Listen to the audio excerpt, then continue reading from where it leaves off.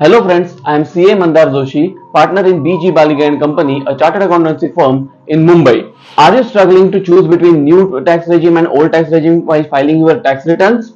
Don't worry, you are not alone. We are here to help you to choose between old tax regime and new tax regime. But before that, you would like to know about the pros and cons of each tax regime and the tax rates applicable under the each tax regime, and depending on your income type, income range and allowable deductions, you can choose your tax regime which is suitable to you for this financial year, that is 2023-24. Now let's have a look at the pros and cons of new tax regime and old tax regime. So as you can see on your screen, this is a comparison between tax rates of new tax regime and old tax regime. Under the new tax regime, your exemption limit is raised from 2.50 lakhs to 3 lakh rupees, where there is no tax to be paid. From 3 to 6 lakhs it's 5%, 6 to 9 lakhs is 10%, 9 to 12 lakhs is 15%, 12 lakhs to 15 lakhs is 20%, and above 15 lakhs your income will be taxed at 30%. Whereas under old tax regime, the basic exemption limit is 2,50,000, where you are not going to pay any tax. From 2,50,000 to 5 lakh rupees, it's 5%, 5 to 10 lakhs is 20%, and above 10 lakhs is 30%. Now, let us compare the characteristics or the pros and cons of both the tax regimes. First of all, under old tax regime, the income level for rebate eligibility is 5 lakhs, whereas under the new tax regime, it's 7 lakhs. Standard deduction of 50,000 is given under both the tax regimes. Hence, your effective tax-free salary income is 5.5 lakh rupees under the old tax regime, whereas the same is 7.5 lakh rupees under the new tax regime, which simply means that even if you do not have any allowable deductions or exemptions, or even if you do not make any investments, your income, if your income is up to 7.5 lakh rupees, you are not going to pay any tax on that.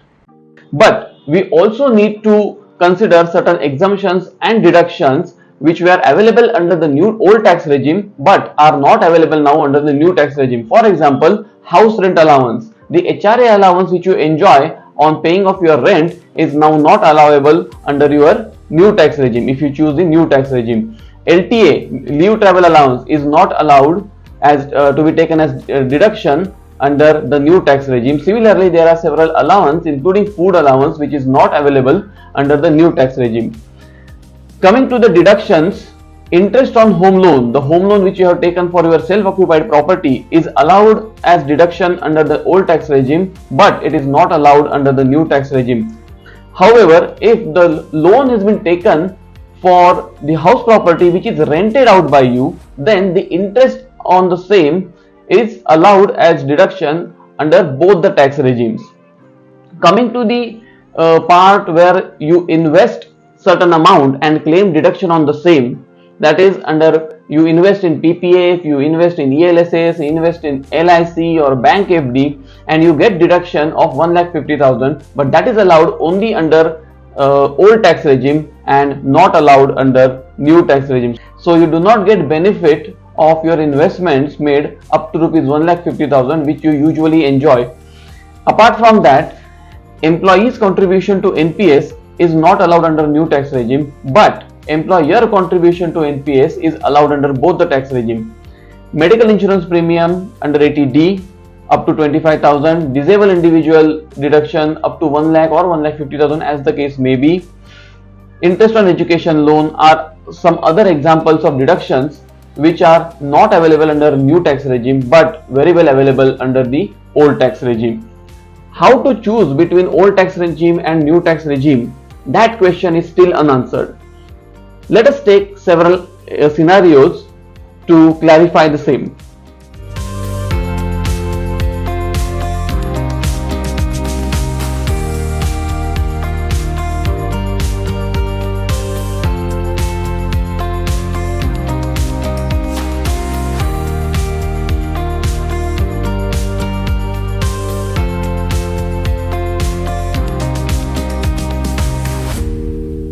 So this is how one should choose between old tax regime and new tax regime depending on your deductions, your income bracket and type of incomes.